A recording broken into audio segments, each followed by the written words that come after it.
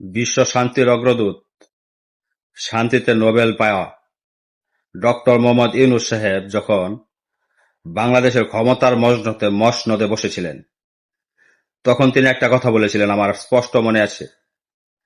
আমরা বিদেশিদের কাছে যাব না, বরং বিদেশিরাই আমাদের কাছে আসবে।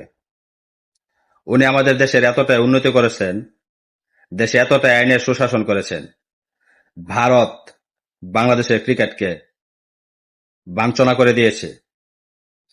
যুক্তরাষ্ট্রের মতো দেশ বাংলাদেশের ভিসা বন্ধ করে দিয়েছে।